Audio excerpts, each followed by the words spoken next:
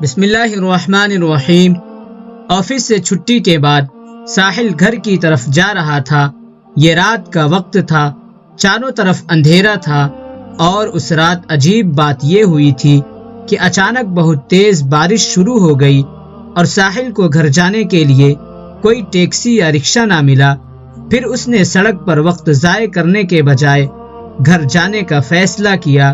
اب چونکہ بارش بھی تھوڑی کم ہو چکی تھی، اس لیے وہ پیدل ہی گھر کی طرف روانہ ہوا۔ اس نے گھر جانے کے لیے شارٹ کٹ کچے راستے کا انتخاب کیا تھا، جو کہ اکثر سنسان اور ویران رہتا تھا۔ اس کچے راستے میں تو عام حالات میں بھی زیادہ آمد و رفت نہیں ہوتی تھی، اور وہ تو تھا بھی رات کا وقت اور بارش بھی ہو رہی تھی، اس لیے وہ راستہ بالکل خالی تھا۔ ساحل تیزی سے قدم اٹھاتا گھر کی طرف جا رہا تھا۔ تیز تیز ہوائیں چل رہی تھی، بارش کا رفتار آہستہ آہستہ بڑھنے لگا۔ ساحل بارش سے بچنے کے لیے راستے پر موجود ایک درخت کے نیچے آ کر کھڑا ہو گیا، لیکن بارش نے یہاں بھی اس کا پیچھا نہ چھوڑا۔ پھر اچانک آسمان سے برف باری شروع ہو گئی۔ اب سچ میں ساحل کو گھبراہٹ ہونے لگی۔ بارش تو وہ جیسے کیسے برداشت کر ہی لیتا، لیکن برف باری سے کیسے خود کو بچاتا؟ ادھر ادھر دیکھتے ہوئے اچانک ساحل کی نظر سامنے ایک پرانے چھوٹے گھر پر پڑی۔ وہ گھر پرانا، کھنڈر اور خالی نظر آ رہا تھا۔ ساحل بنا کوئی وقت ضائع کیے اس گھر کی طرف چل پڑا اور بھاگتے ہوئے تیزی سے اس چھوٹے گھر کے اندر داخل ہو گیا، جو ہر طرف ٹوٹ پھوٹ کا شکار تھا۔ ساحل کے گھر کے اندر داخل ہوتے ہی پیچھے سے دروازہ بند ہو گیا۔ ساحل نے سوچا شاید تیز ہوا سے بند ہوا ہوگا۔ پھر ساحل ایک پرانے کمرے میں آیا۔ اس کمرے میں ایک پرانا بیڈ تھا اور کچھ ٹوٹی پھوٹی کرسیاں۔ ساحل نے کمرے میں پہنچ کر سکون کا سانس لیا۔ اب کم از کم یہاں بارش اور برف باری سے تو وہ بچ سکتا تھا۔ ساحل کو اس کمرے میں ایک عجیب خوشبو کا احساس ہوا۔ بارش کی رفتار بڑھتی چلی جا رہی تھی۔ ساحل وہیں کمرے میں بیٹھا بارش ختم ہونے کا انتظار کر رہا تھا۔ ساحل کو اس کمرے میں بیٹھے ہوئے 10 منٹ کے قریب ہو گئے کہ اچانک ساحل کو ایک لڑکی کے ہنسنے کی آواز آئی۔ ساحل کافی حیران ہوا اور اس نے کھڑے ہو کر باہر دیکھا، لیکن باہر کوئی نہیں تھا۔ ہر طرف بارش اور پانی تھا۔ ساحل ایک بار پھر آ کر کمرے میں بیٹھ گیا۔ اسے اپنا وہم لگا۔ 2 منٹ بعد ساحل کو ایک لڑکی کے رونے کی آواز آئی، جیسے کوئی آہستہ آہستہ سسک رہا ہو۔ ساحل اٹھ کر ایک بار پھر باہر دیکھنے لگا، لیکن باہر کوئی نہیں تھا۔ ساحل ایک بار پھر آ کر بیڈ پر بیٹھ گیا۔ اسے وہ گھر کافی عجیب لگ رہا تھا۔ اس نے سوچا جیسے ہی برف باری ختم ہوگی وہ فوراً یہاں سے نکل جائے گا۔ پتہ نہیں وہ آوازیں کس کی تھیں۔ پھر اچانک آسمانی بجلی چمکی، باہر گھر کے آنگن میں روشنی ہوئی، اور اس روشنی میں ساحل نے دیکھا گھر کے بالکل آنگن میں ایک درخت کے نیچے بہت بڑی قبر تھی، جو کہ بہت پرانی معلوم ہو رہی تھی۔ ساحل نے حیران ہو کر اس قبر کو دیکھا۔ وہ قبر گھر کے آنگن میں کیوں تھی اور وہ کس کی قبر ہو سکتی تھی؟ ایک بے اختیار سی کیفیت میں ساحل کھڑا ہوا اور گھر کے آنگن میں موجود اس قبر کی طرف جانے لگا۔ قبر کے پاس پہنچ کر ساحل اس قبر کو غور سے دیکھنے لگا۔ اس قبر پر ایک تختی لگی تھی۔ وہ کسی لڑکی کی قبر تھی جس کا نام نشودرا تھا، اور وہ کوئی 100 سال پہلے مر گئی تھی۔ لیکن اتنی پرانی قبر اس گھر کے آنگن میں کیسے؟ اس قبر کے بالکل پاس ایک چراغ رکھا ہوا تھا اور ماچس بھی۔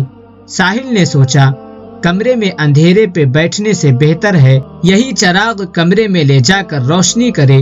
یہی سوچ کر ساحل نے وہ چراغ قبر کے پاس سے اٹھائی اور اندر کمرے میں لے آیا۔ ساحل وہ چراغ جلانے ہی والا تھا کہ اچانک ساحل کو ایک لڑکی کی آواز سنائی دی، تم آ گئے، میں 20 سال سے تمہارا انتظار کر رہی تھی۔ ساحل نے گھبرا کر آواز کی طرف دیکھا، لیکن کمرے میں کوئی نہیں تھا۔ اب ساحل کو گھبراہٹ ہونے لگی۔ اس نے ماتھے سے پسینہ صاف کیا اور ڈرتے ہوئے ادھر ادھر دیکھنے لگا۔ بارش رک چکی تھی۔ ساحل نے سوچا اب گھر واپس چلتا ہوں۔ یہی سوچ کر وہ کمرے سے باہر نکلا۔ اچانک ساحل کو کسی لڑکی کے رونے کی آواز آئی۔ ساحل نے سامنے دیکھا تو جیسے پتھر ہو گیا۔ سامنے قبر کے پاس ایک خوبصورت دلہن ہاتھوں میں موم بتی لیے بیٹھی تھی۔ ساحل حیران ہو کر رک گیا۔ وہ دلہن اس قبر کے پاس کب آئی تھی؟ یا پھر وہ پہلے ہی قبر کے پاس موجود تھی؟ لیکن اگر وہ پہلے قبر کے پاس موجود تھی تو اس نے اسے دیکھا کیوں نہیں تھا؟ وہ دلہن مسکراتے ہوئے ساحل کو دیکھ رہی تھی۔ پھر ساحل سے بولی، مجھے یقین تھا تم ایک دن واپس آؤ گے۔ ساحل نے گھبراتے ہوئے پوچھا کہ کون ہو تم اور یہاں کیا کر رہی ہو؟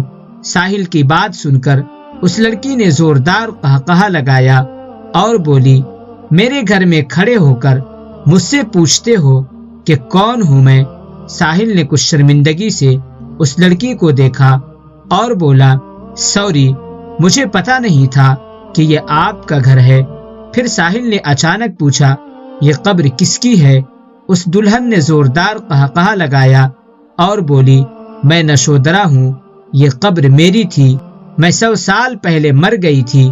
پھر ایک چڑیل نے کہا، 100 سال بعد ایک آدمی آئے گا اور وہ اس قبر کے چراغ کو جلائے گا اور تم اس سے شادی کر لینا، پھر تم دوبارہ زندہ ہو جاؤ گی۔ ساحل نے خوفناک انداز میں اس لڑکی کو دیکھا اور گھبراتے ہوئے بولا، مجھے اب چلنا چاہیے۔ یہ کہہ کر ساحل باہر کی طرف بڑھا۔ جب اس لڑکی نے کہا، 100 سال بعد اس گھر میں کوئی آیا ہے، اب تم یہاں سے کبھی باہر نہیں نکل سکتے۔ آہستہ آہستہ اس خوبصورت دلہن کی شکل تبدیل ہونے لگی۔ اس کے بڑے بڑے دانت نکل آئے۔ ساحل بھاگتے ہوئے گھر کا دروازہ کھولنے لگا، لیکن گھر کا دروازہ کھل ہی نہیں رہا تھا۔ وہ لڑکی باہر کھڑی ہنستی ہوئی ساحل کو دیکھ رہی تھی۔ ساحل نے دیوار پر چڑھنے کی کوشش کی، لیکن دیوار پر ہاتھ رکھتے ہی اسے کرنٹ لگا۔ وہ لڑکی بولی، یہ چڑیلیوں کا گھر ہے، اب تم یہاں سے کبھی باہر نہیں نکل سکتے۔ ساحل نے جیسے اس کی بات نہیں سنی اور وہ ادھر ادھر بھاگتا رہا تاکہ اس گھر سے باہر نکل سکے، لیکن اس گھر سے نکلنے کا کوئی راستہ نہیں تھا۔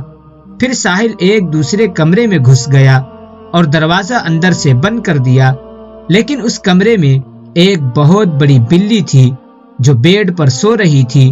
وہ بلی ساحل کو کمرے میں دیکھتے ہی ساحل پر حملہ کرنے لگی۔ ساحل جلدی سے دروازہ کھول کر باہر نکلا۔ سامنے وہی دلہن کھڑی تھی۔ اس دلہن نے ساحل سے کہا، مجھ سے شادی کر لو، نہیں تو مر جاؤ گے۔ ساحل نے کہا، تم ایک چڑیل ہو اور میں انسان ہوں، ہماری شادی کبھی نہیں ہو سکتی۔ وہ چڑیل آگے بڑھی اور بولی، اگر تم نے مجھ سے شادی نہیں کی تو مر جاؤ گے۔ یہ کہہ کر وہ دلہن جو اب چڑیل بن چکی تھی آگے بڑھی اور ساحل پر حملہ کرنے کی کوشش کرنے لگی، لیکن ساحل وہاں سے بھاگا اور وہ چڑیل اس کے پیچھے بھاگنے لگی۔ چڑیل کہہ رہی تھی، مجھ سے شادی کر لو، میں نے تمہارا انتظار کیا، آج تمہیں جانے نہیں دوں گی۔ ساحل بھاگتا رہا۔ بھاگتے بھاگتے وہ ایک غار نما کمرے میں داخل ہوا، لیکن وہ کمرہ ختم ہی نہیں ہو رہا تھا۔ وہ بھاگتا جا رہا تھا، لیکن اس کمرے کا کوئی دروازہ نہیں تھا۔ پھر وہ ایک خوفناک تہخانے میں پہنچ گیا جہاں ہر طرف خون کی بدبو تھی اور خوفناک کھوپڑیاں پڑی ہوئی تھی۔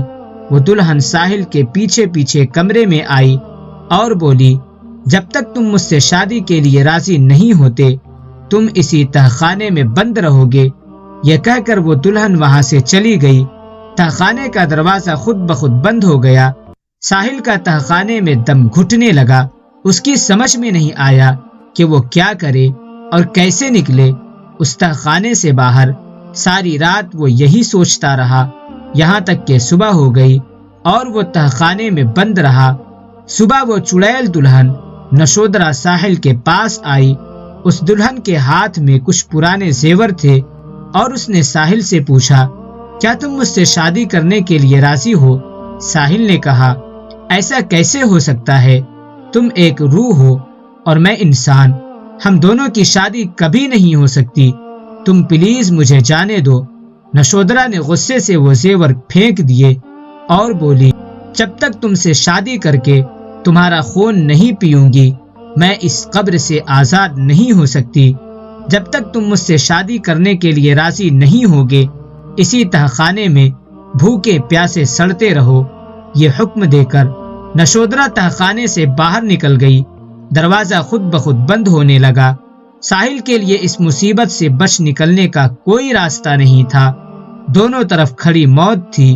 وہ بھوکا پیاسا 2 دن سے اس تہخانے میں بند تھا اور اب موت اسے اپنے سامنے دکھائی دے رہی تھی۔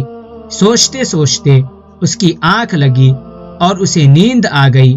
ساحل نے خواب میں ایک عامل کو دیکھا اور اس عامل نے ساحل سے کہا، بیٹا تم اگر اس قبر والی دلہن سے چھٹکارا پانا چاہتے ہو تو تمہارے گلے میں جو تعویذ ہے اسے اس قبر میں ڈال دو۔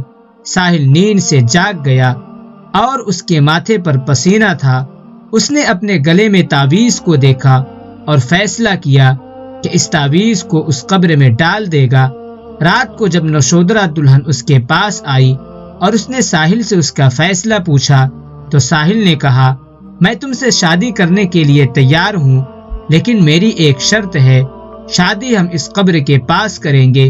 نشودرا خوشی خوشی راضی ہوئی اور ساحل کو باہر لے گئی۔ پھر نشودرا تیار ہوئی، اس نے زیور پہنے اور اس قبر کے پاس آ کر بیٹھ گئی۔ ساحل نے چپکے سے وہ تعویذ گلے سے اتار کر قبر میں دفن کر دیا۔ تعویذ دفن کرنے کے 1 منٹ بعد ہی ہر طرف دھماکے ہونے لگے، ہر طرف دھواں اٹھنے لگا۔ ساحل نے جب اپنے چاروں طرف دیکھا تو حیران رہ گیا۔ وہ کسی قبر کے پاس نہیں، ایک درخت کے نیچے کھڑا تھا اور وہ خالی گھر بھی غائب ہو چکا تھا۔ ساحل نے خدا کا شکریہ ادا کیا اور گھر کی طرف روانہ ہوا۔